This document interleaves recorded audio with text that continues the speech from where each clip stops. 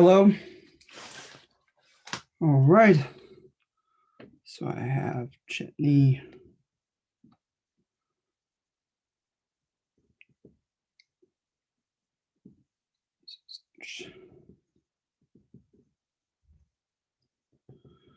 Welcome, Late Start 17A class. We're going to tackle the second argumentative assignment on Spanish colonization, also known as the Black Legend. So let's see here. Make sure I get all your names.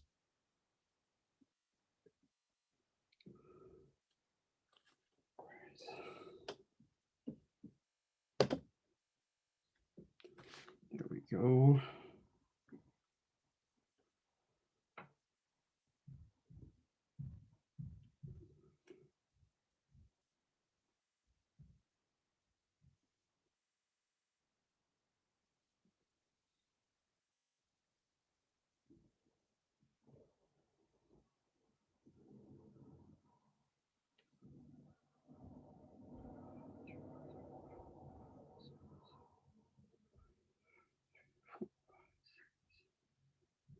All right, so I have all of you. All right. So let's see here. No, definitely don't leave meeting. Just trying to get out of this screen here. All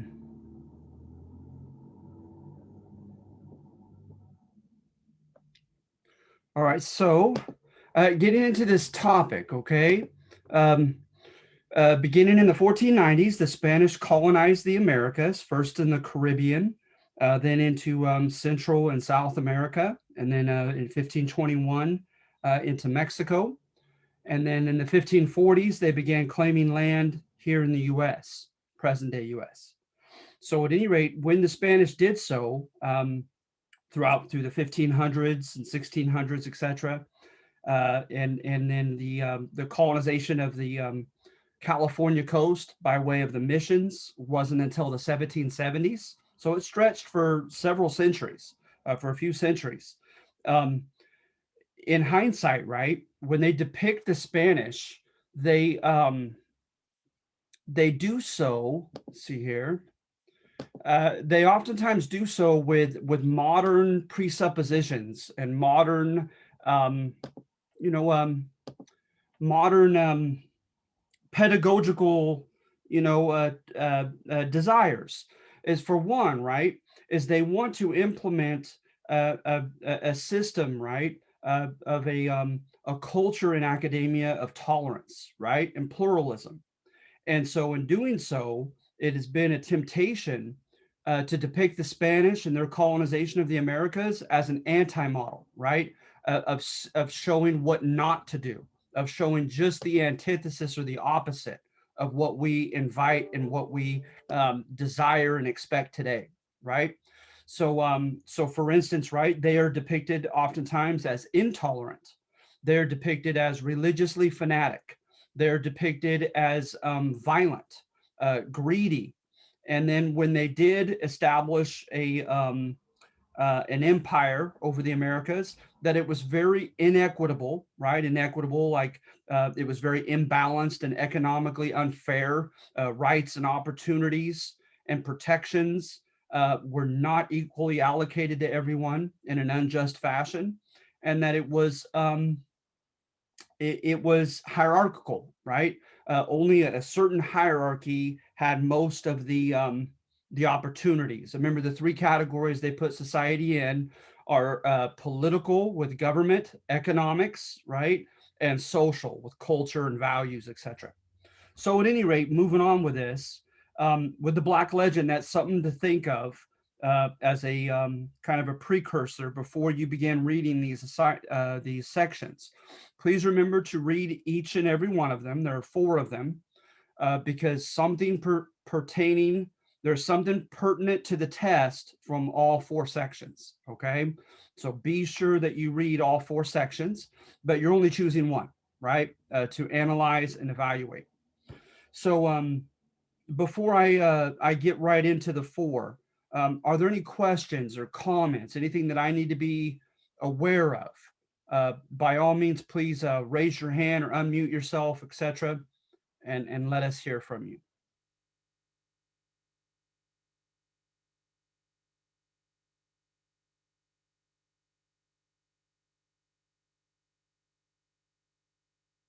Okay, so I'm going to take that silence as a good thing, just that you presently don't. Okay, and so continue to canvas message me should you have any questions, concerns. All right, I like to think that I'm on top of them now for the rest of the semester.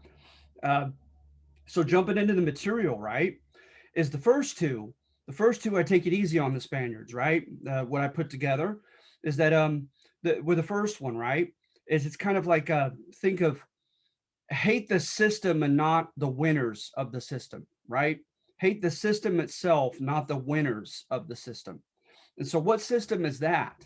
Is arguably, right, in the end of the 1400s through the 1500s, you have the beginnings of opportunities for more and more people in Western Europe to chase after socioeconomic ascension. We call that the American dream, right? To rise in social and economic status. And because remember, medieval Europe was unapologetically mercantilist. They only granted certain people the rights to enter guilds to become an artisan or a skilled worker. They offered lands to only nobility, and certain people, right, had opportunities by way of land to enrich themselves. Merchants selling one thing, right, buying it cheaply and selling it more expensively somewhere else. That definitely required special connections and paperwork to be able to do such. And then, of course, starting a business, you didn't have the availability of credit. In many of these, arguably throughout the medieval period, you didn't even have a very consistently monetary based economy, even on specie, on money. And so at any rate, now you see the beginnings. You look at number one of growing opportunities for more people, right? But what's contended, right? What you're looking for, number one, is that arguably, and this is very, very subjective, very argumentative, okay, with like putting together number one kind of like with a grin on my face, knowing how controversial the claim was and not even necessarily believing it myself, uh, but that but that Columbus almost had to do what he did, okay, that he almost had to do what he did uh, because economically, his family's back was against the wall, proverbially, and they had to do what they had to do to improve their lot. And so at that time period, right, they began um, to enter when you have the closing of the overland trails, the Mongolians and others, right, closed the overland spice trails into China and into India and Indonesia and the quote Orient, the East or Asia. And so then that dovetailed with a, kind of out of necessity uh, with um, with voyages on the sea into those Eastern markets. And so a guy named Andre Gunder Frank, Frank, has a really good book on the details of this market in the East and the Orient. And of course, the Asian countries ran it on their terms, but there's evidence that it was quite of a rat race, if you will, right? That it was kind of open up to whoever was ruthless and successful and in some cases brutal and aggressive enough to take these markets in these areas. So, for instance, right, the Moluccas, the Indonesian spice islands, right, where they made spices. Those things had an 800% profit rate, right? If you can get them, cultivate them in one place and sell them in key markets. So there was a lot of money to be made in the spices, but who controls that, right? It went down to military might. If you look up the Moluccas or the Spice Islands, you'll find time and time again different Dutch, Portuguese, sometimes international, uh, companies, if you will, these kind of joint stock companies that kind of ad hoc got together, got the funds somehow that they needed, and tried to conquer these areas. I mean, it just came down to might makes right in some of these cases, whereby the islands went back and forth from one party to another that controlled them by force or the threat thereof. And so he enters this world, Columbus, right? And the Cicerones and other Italian merchant families, they literally would sit on a bench, in Venice and these other Italian city-state cities along the coast, and they would have lines of people, and they would basically tell them or ask them, "Why should I lend money to you? What is in it for me?" And arguably, the correct answer, if there were one, was to say, "I will do whatever you want, whatever commodity you want, whatever practice you want me to engage in. You tell me. It's your money, and I'll do it." And so, arguably, right, Columbus was willing to play that game to get his family out of poverty. He was willing to tell the middleman merchants whose money he played with, right, whose money he utilized as capital to get the ships going, to get enough sailors and soldiers to help him out, right, to have the money to buy the merchandise, etc., or to cultivate a crop or whatever it might be. And he would basically tell them, "You tell me." So in some cases, right, he got involved with a plethora of products and commodities, and that included human cargo. That included slaves from the infamous Elmina Ivory Coast port. And so there were times where things literally got violent, and him trying to take Chios and these other islands. He almost lost his life more than once. Um, and then he comes into the Caribbean, right? And his letter to Ferdinand, of Ferdinand and Isabella fame, right? Ferdinand of Aragon, Spain, is he tells him basically, "Here are the commodities around here. Are you interested in any of them? Also, we can make slaves of the inhabitants here. Just let me know and tell me if you would like that, and we can do such." He said, "With 50 men, we can take the present island that we're inhabiting. We could take it by force, right?" So you read it, and it's so callous, right? But again, he owed Ferdinand and Isabella. They largely funded his expedition. He knew that he had to bring them profit of some sort to justify his employment and to get further um, money, further funds, right, for future endeavors. And of course, he had four famous expeditions, and this was only the first of four. And so it sounds awful, right? But look for number one, trying just very, very much perhaps going over the line, trying to justify him and contending that he had to do what he had to do to improve the lot of himself and of his family. All right. So look for evidence of that. The number two is also kind of Spanish court history, kind of defending the Spaniards, is it contends, right, that they were a product of their time period. They were a product of their environment, right? The term they oftentimes use is historicism, Historicism.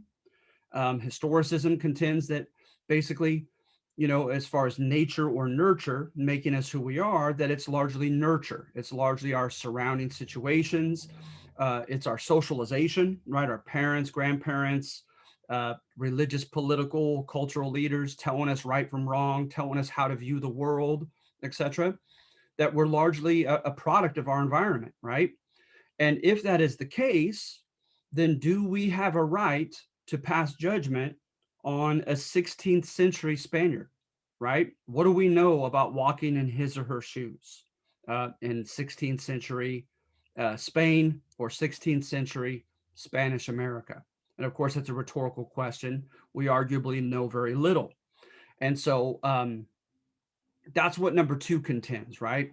Is it tries to defend the Spaniards and claiming, right, that they were absolutely um, they were inundated, they were flooded from all sides in their environment, in their time period, in their world, with religious fanaticism, with the idea that nothing even close to modern day pluralism, right? With modern day pluralism, right? We have had several intellectual movements that the Spaniards had not yet experienced.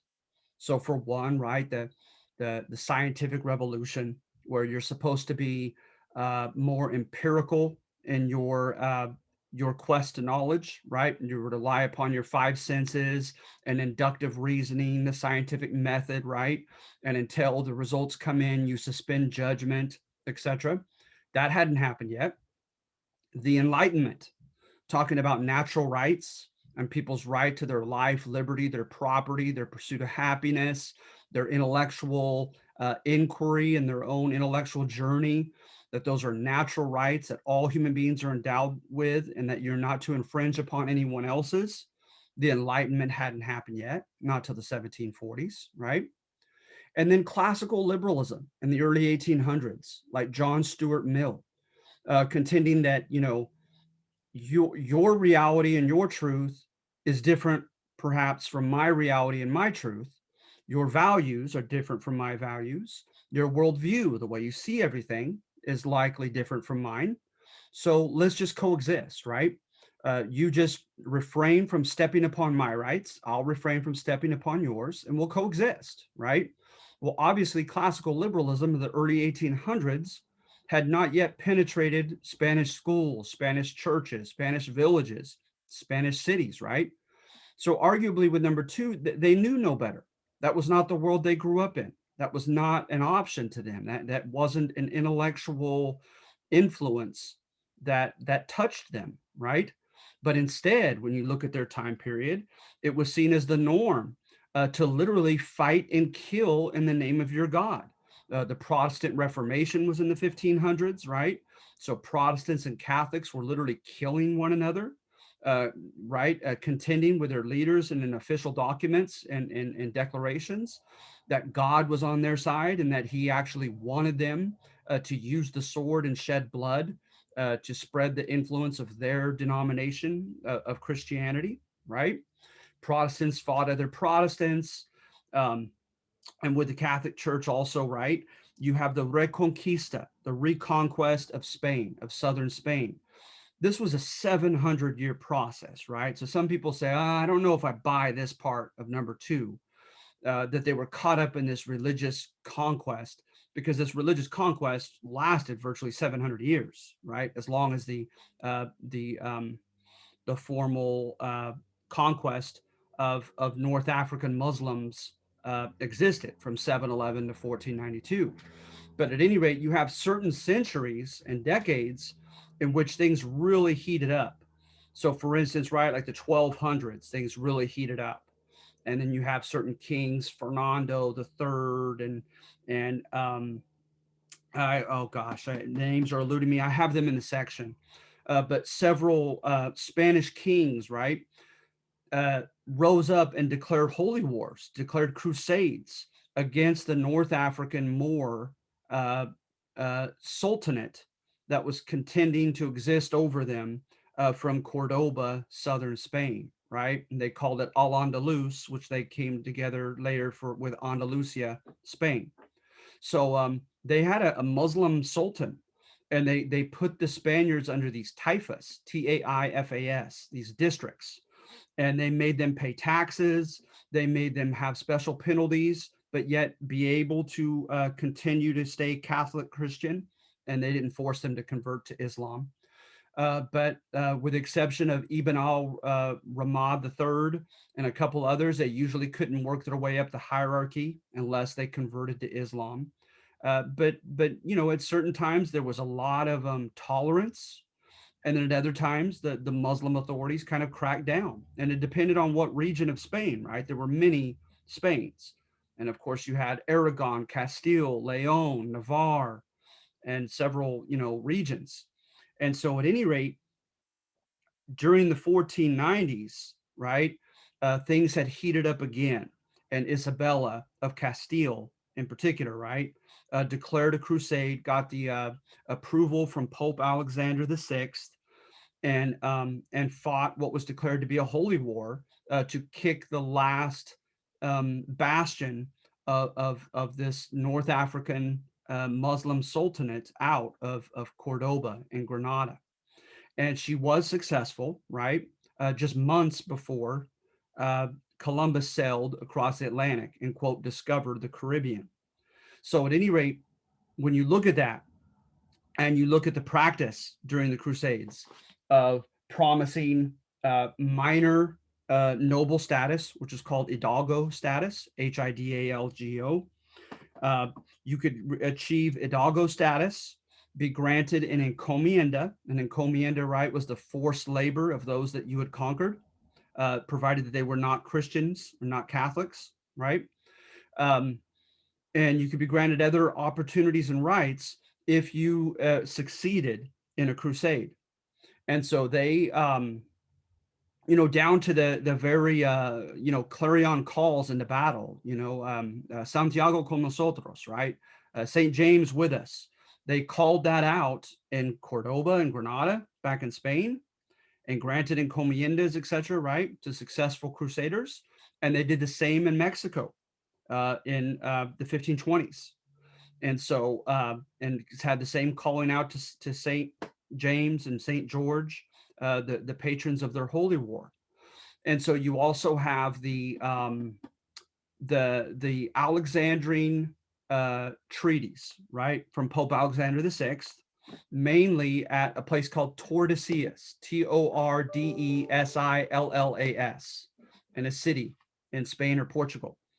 So the Treaty of Tordesillas and these other Pope Alexander VI papal bulls, right, Bulls, these edicts, contended that Spaniards had the right, and the Portuguese in Brazil, they had a right and claim over the indigenous Americans, right? As if that were the Pope's to give, but the Pope granted it, right? That they had a right of conquest, provided that they convert the souls of the inhabitants, right? Of these non-Christian, quote, pagan Native Americans. And so now, right, you had a call from your Pope telling you it was your Christian duty as a Spaniard, right? If you came over here to ensure the conversion of the Native Americans. And so, of course, in some cases, it was a case by case basis. Sometimes it was done very paternalistically, but benevolently by way of the missions, right? You had particularly the Franciscans in Florida, in Texas, in California, right? In New Mexico. You had the Jesuits in Arizona. And so these different Catholic monasteries, right? They would send people at times and to establish missions, right? But on those missions, you want to talk about paternalistic, right? Ostensibly on paper, you were to never be forced on a mission. But if you were enticed, and the Spaniards made no bones about trying to entice them with goods and products, etc., right? If you had been enticed and had become baptized as a Catholic Christian, you could not leave. You could not leave without their permission. But the priests, right? You look back at the training that the priests received in Majorca, Spain, and these other areas back in the old world, and here as well, when they developed schools in Mexico City and in Lima and Peru, etc. They were told, right, that the salvation of the natives on those missions is on their heads, according to the Catholic Church and according to their Judeo-Christian Catholic God, right? That they, if they let their Native American neophytes, as we say in English, their converted natives, right? If they let them revert back to paganism, they would be responsible as the missionaries, as the friars. They would be held responsible for having lost their souls, right? So that's how paternalistic it was, right? Uh, you want to find a lot of religious conflict. Look at New Mexico. There's a book called "When Jesus Came, the Corn Mothers Went Away" by a guy named Gutierrez. Very much conflict history. Focuses upon conflict, power, domination, rebellion, etc. Right? But you find case after case of them coming in, and the Navajo and other inhabitants, Native American inhabitants of New Mexico, not fitting the criteria for the Spaniards, They interlaced with their fertility gods. They interlaced sex with their religion and with their religious ceremonies. Needless to say, the Franciscan friars were not okay with that, right? They thought, oh my goodness, these people are on their way to hell. And so they began to become more increasingly coercive over the Native Americans, right?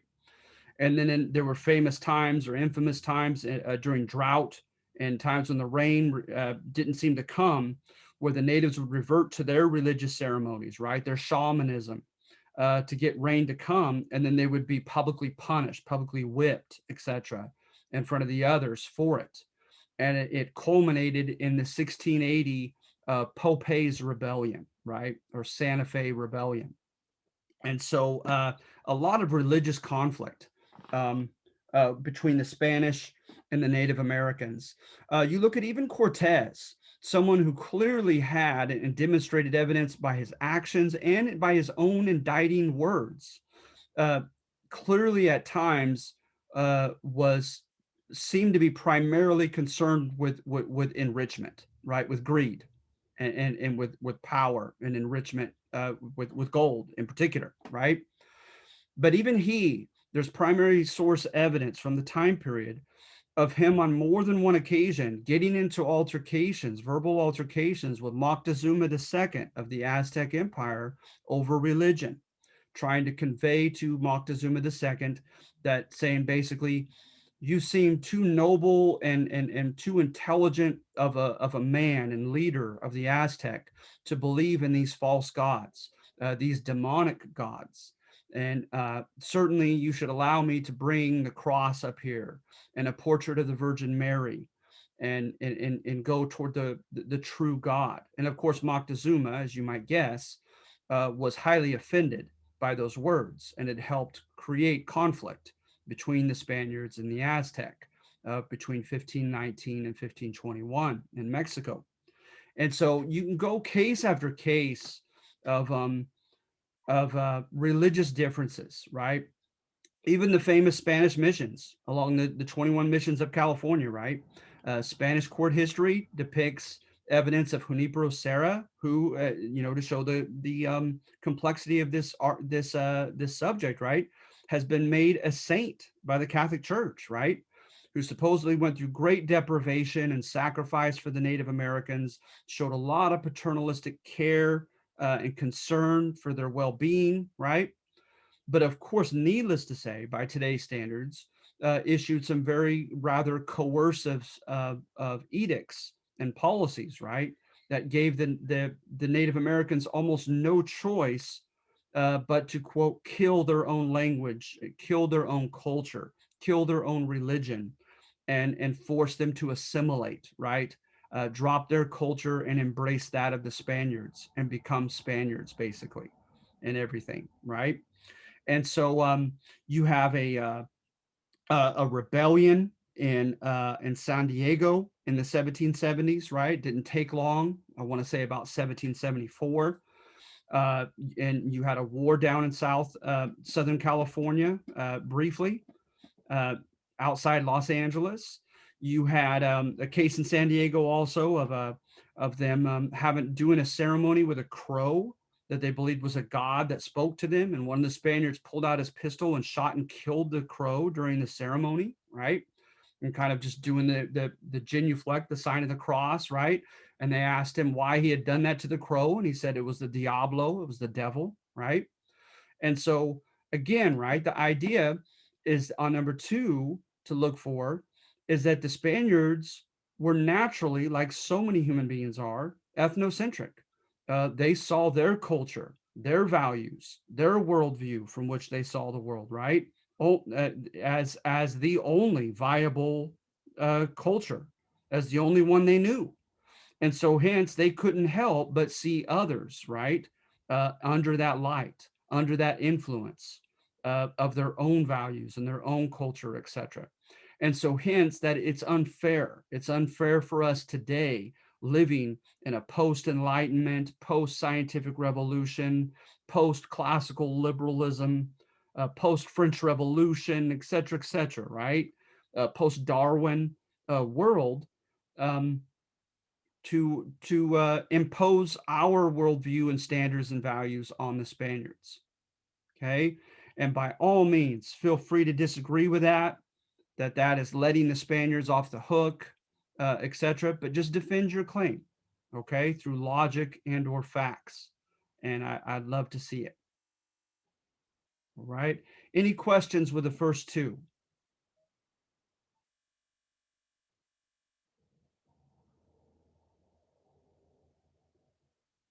All right, you guys are awfully quiet. Um, so then moving on to 3 and 4, right?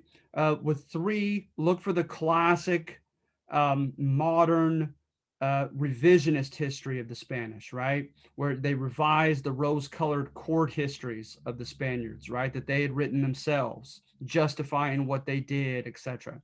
And revising means changing, right? So with number 3, look at the classic kind of modern or the modern interpretation of the Black Legend. And by the way, right, the Spaniards contended that these histories written by English and Dutch and other Protestant historians, decrying how religiously, fanatical that they were, how greedy they were, how inequitable of a society that they established. That all of that is a black lie, a black legend, right? Why something bad has to be black is an argument for tomorrow, right? For another day. So at any rate, um, the with the black legend, um, look for evidence for the black legend on number 3, right? Evidence that supports it, that does depict the Spaniards in that negative light as an anti-model for today, right? And in particular, instead of looking at their alleged religious fanaticism, instead of looking at their violence, right? Number 3 focuses upon the inequity part of the Black Legend, right? That the society that they established was imbalanced, unfair, right?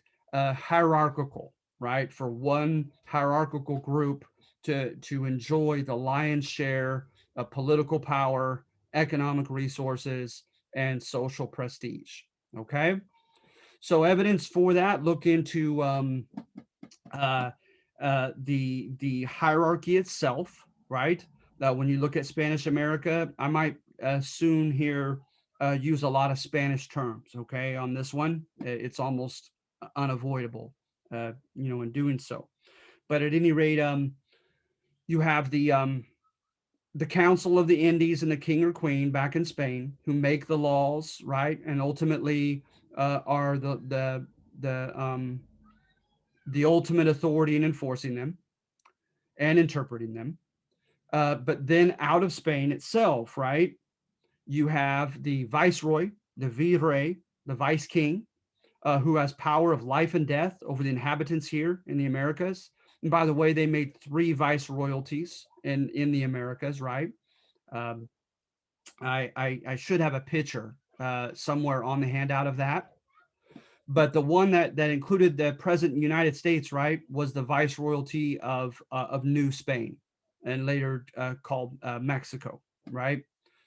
So at any rate, with the viceroy, then he, because of course it was always a man, it was always a Spaniard, handpicked, right? The viceroy was in charge as the ultimate kind of leader of the enforcement of the laws. The attorney general, the in charge of ultimately of the laws and enforcing them, and the police powers, etc. Right? Then he handpicked a governor, of course, not elected, right? Then the governor oftentimes could handpicked or worked in cahoots with the hated corregidores, Corregidores, like corregir to correct in Spanish, right? The corregidores, they could go to the city councils, right? Which of course the Spaniards recognized.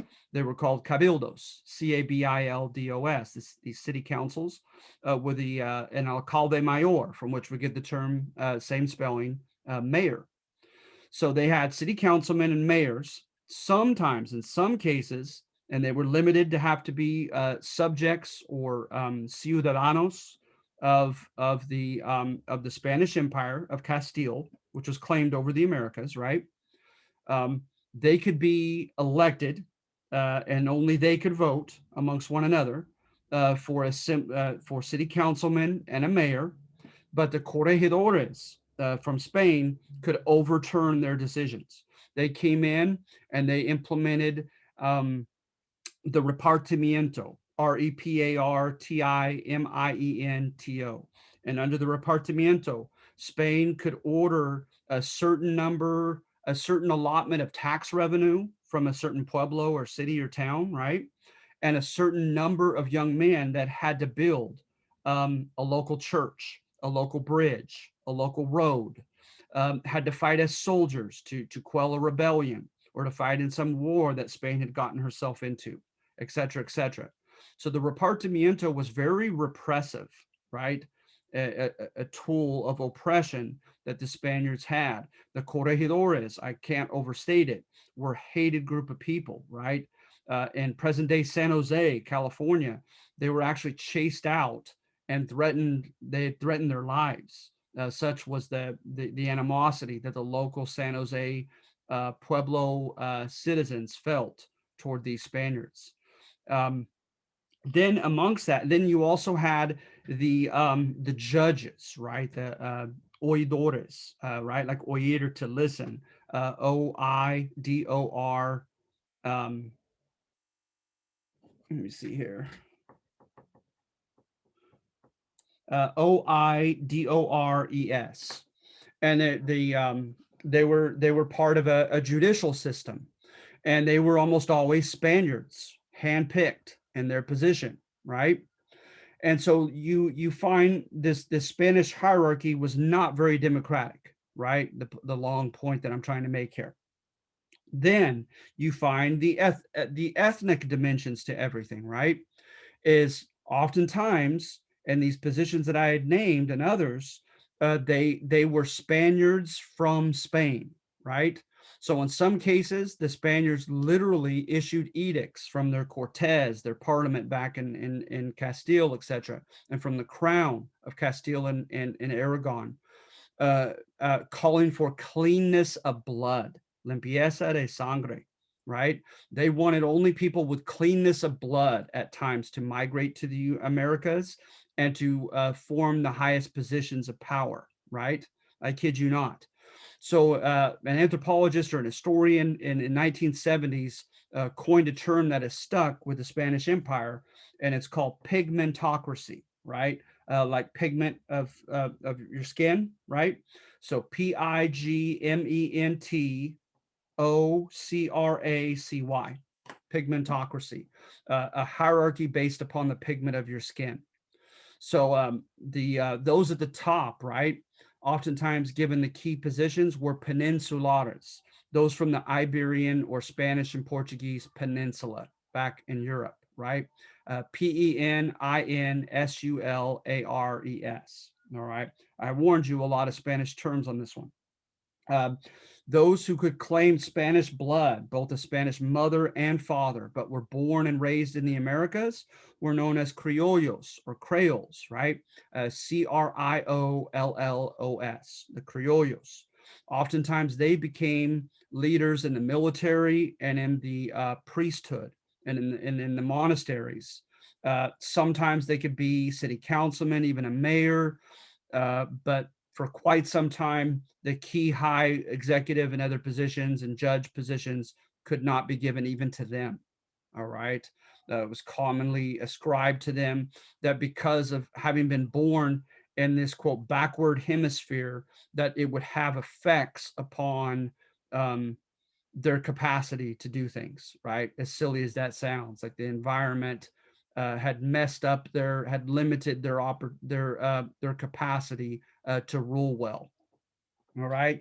Then you also beneath them had what the majority of people would be classified as in many of the Latin American countries, and that is mestizo, right? Mestizo. And the mestizo, right, was supposed to be half Spanish and half indigenous, half Native American, right? And as you might guess, the ratio of Spaniards coming in was grossly imbalanced toward men as opposed to women. So most of the Spaniards in the early 1500s and so forth came as young, unmarried, or married men without their wives. And so it doesn't take a rocket scientist to know that with the children that were being born, they oftentimes came from a Spanish father and a Native American or indigenous mother. Okay. And matter of fact, the Spanish, as far as this claims of a pigmentocracy, of this kind of racist hierarchy, right, in defense of the Spanish, in the 15 teens, the crown, although albeit it was supposedly begrudgingly made, that they felt like they had no choice, but they issued a law of miscegenation, of mestizaje in Spanish, right? Mestizaje, and mestizaje or miscegenation, right, is interethnic sex. And so they issued a decree of mestizaje, making it legal and okay, and wanting them to baptize the children, to marry the mothers, and make it official, right?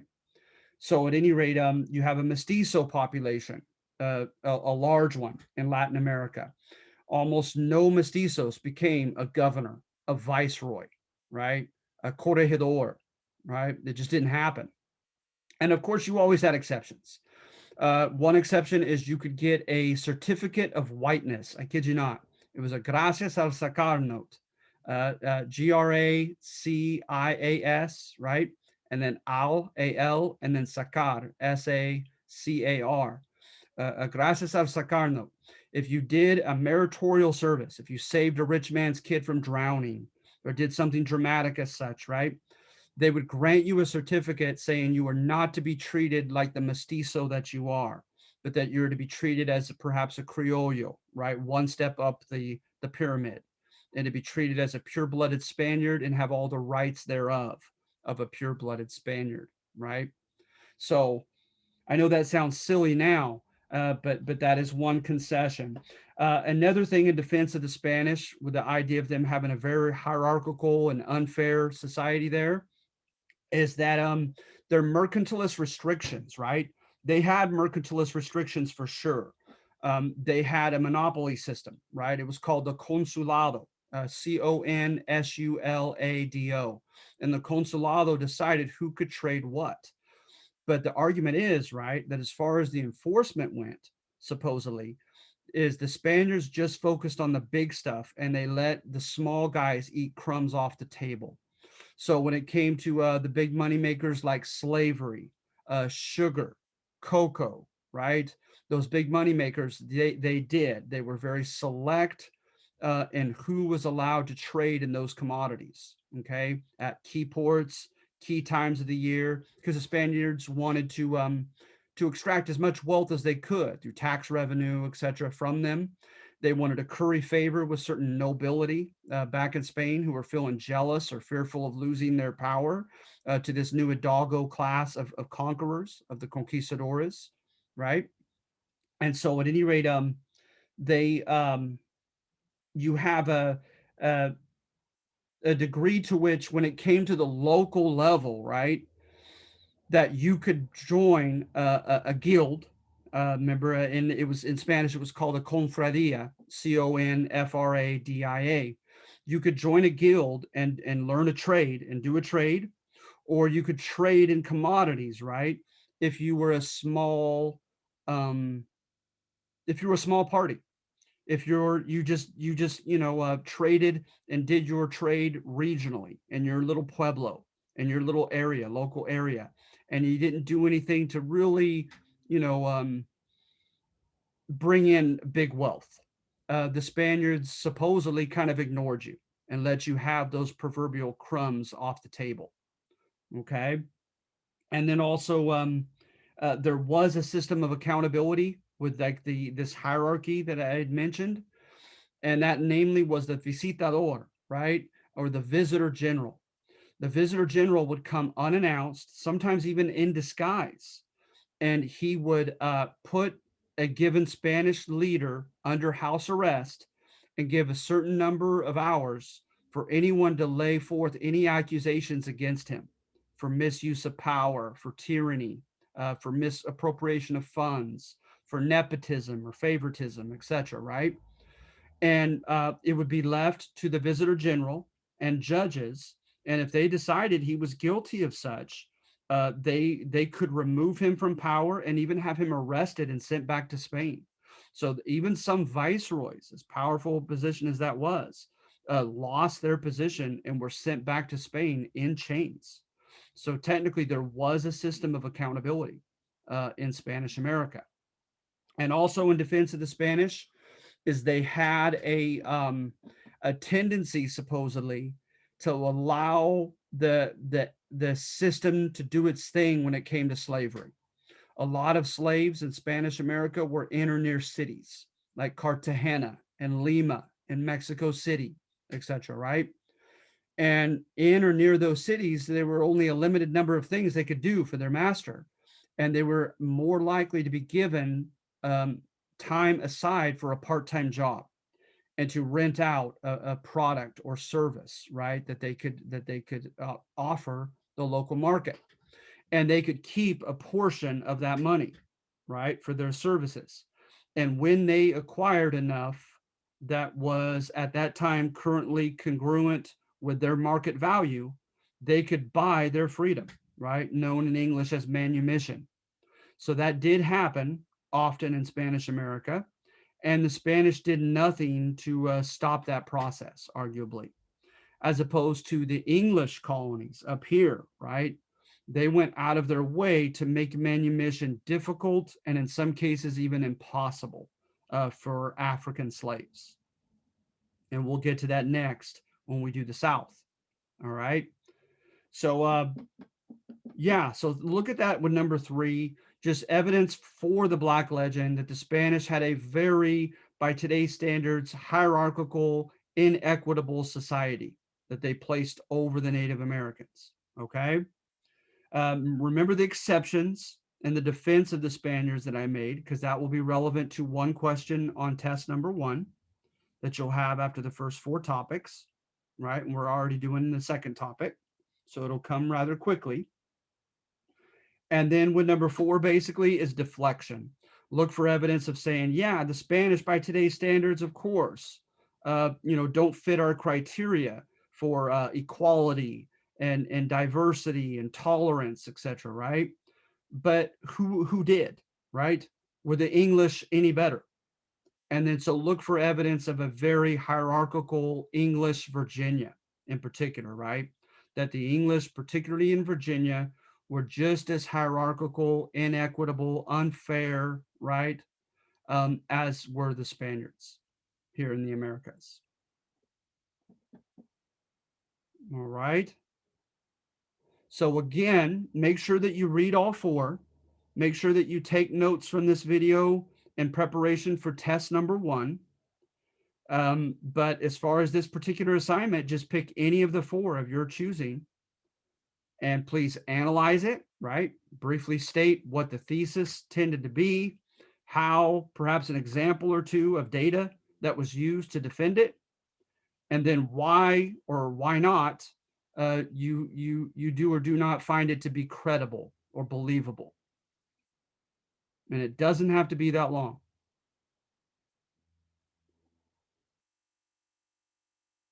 Okay, so are there any questions? Because technically I've finished the four sections.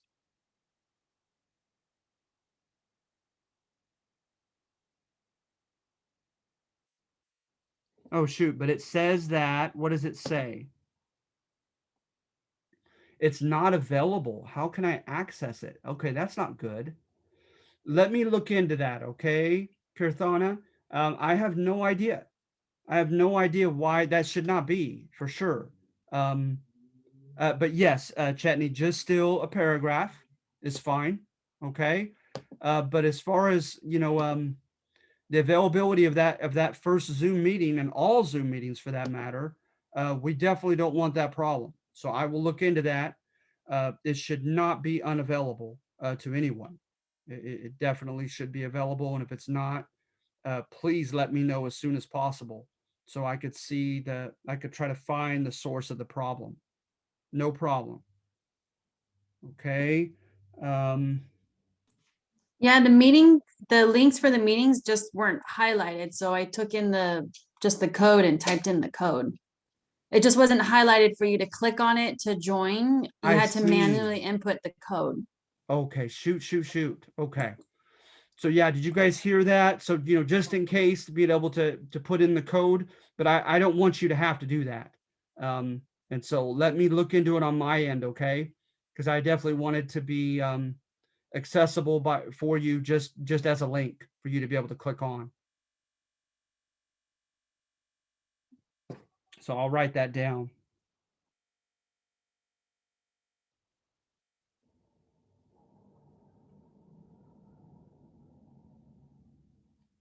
All right. Anyone else? And when is the first exam?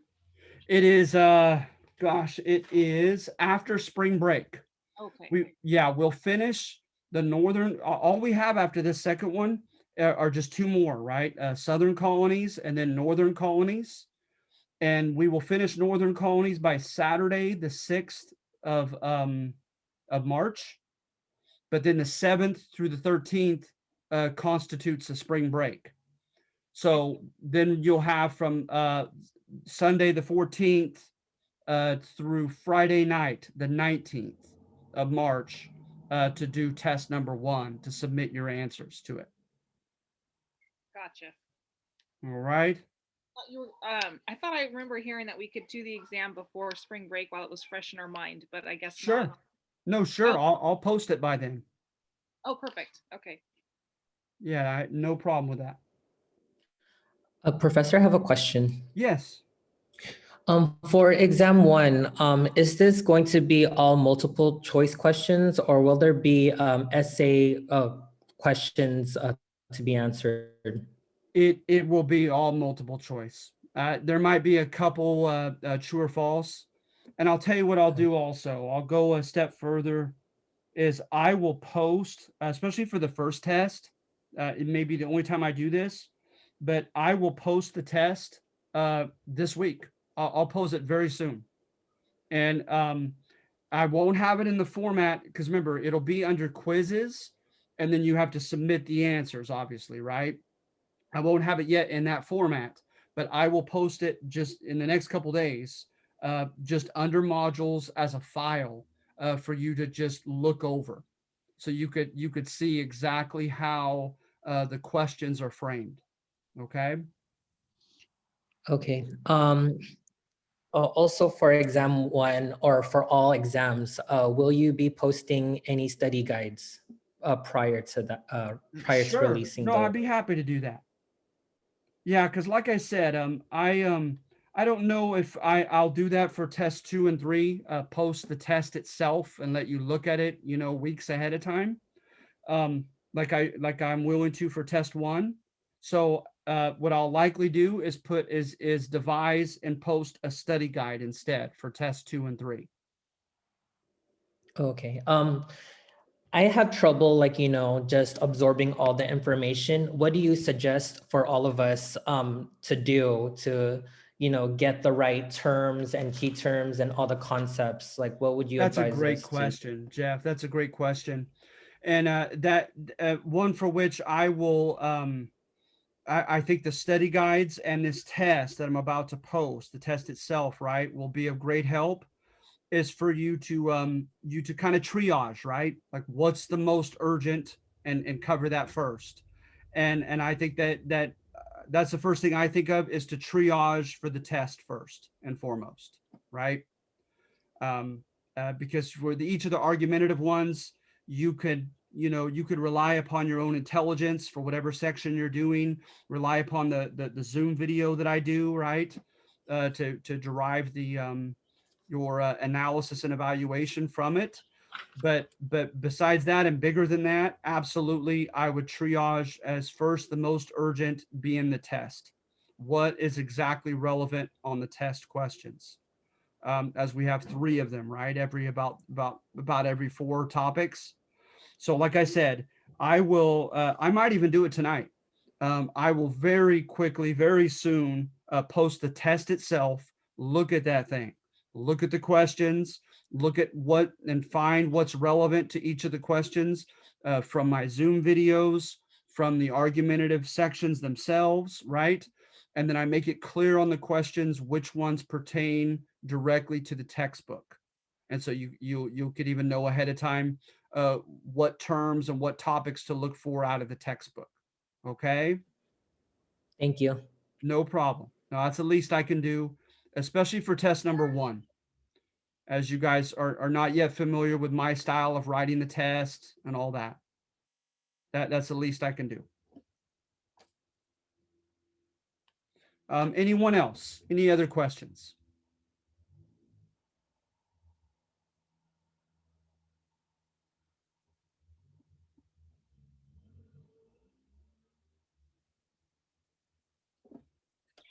I don't right now, but I'm sure I will later, dang it. Do we have what's the time limit on the exams? I know you probably said this and I just forgot.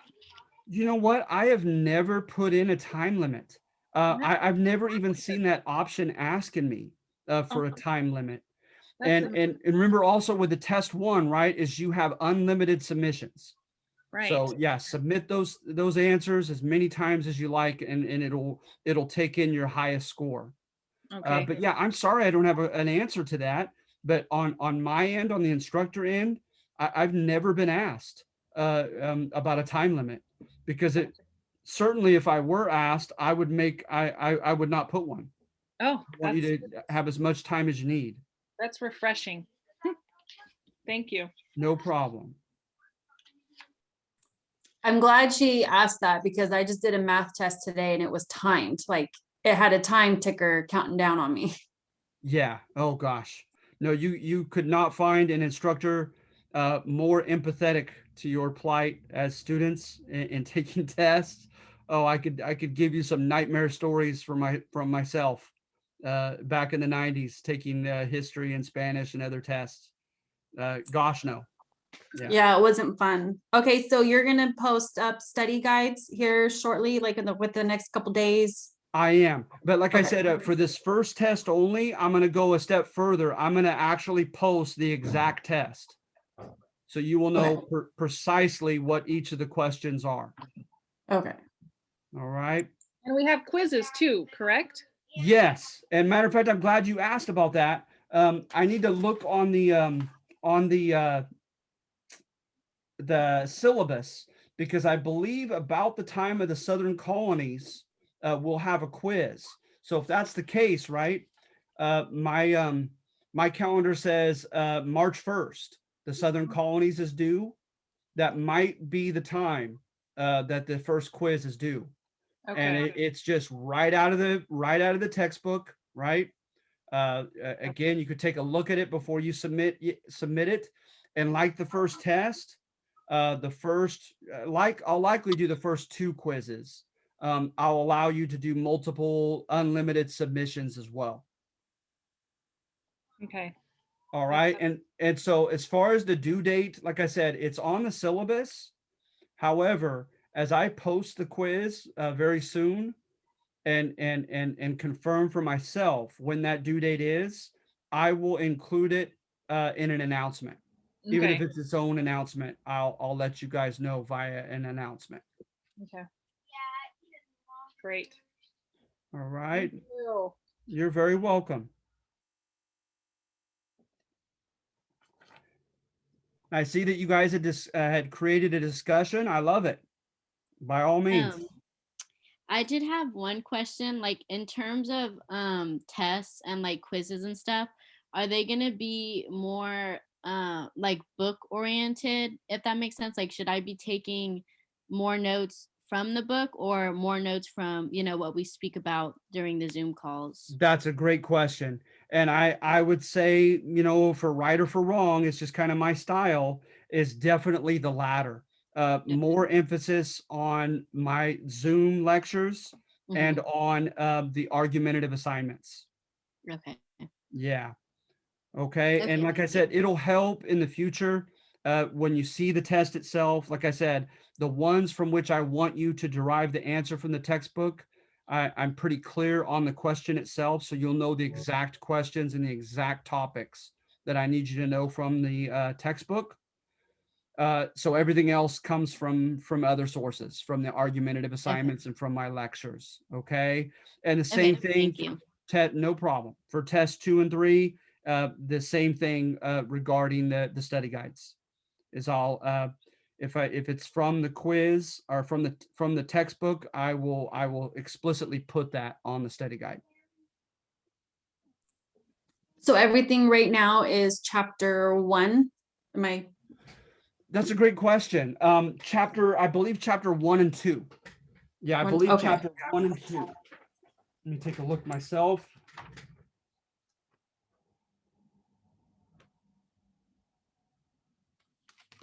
Wait, though. No, the headright system, tobacco. Right, because when I I'm looking I around, stand it kind of corrected. You're jumps absolutely around. right. It's just one. Okay. Yeah. Yeah. So just one so far, and then the southern colonies is from chapter 2, the next assignment, the third one. All right. And Isabella, right? Would you Yeah. mind? Would you mind, hon, briefly telling me or typing me your last name so I can give you your credit for Yeah. this Zoom? It's Garcia. Garcia. Garcia. You got it. Thank you very much. Yeah, no problem. All right. So, anything else, you guys? Anything else before we go? I'm And good. I think that's it for me. Good, good. All right, good. So I hope this helps you guys. You guys, like I said, having assignments or tests due every 5 days instead of 7. I want to make sure that we're on the same page consistently. So I'm planning to continually do 2 Zoom meetings a week. All right. So right now, if it works for you guys, I'd like to currently do Mondays at 3:30 and Wednesdays at noon.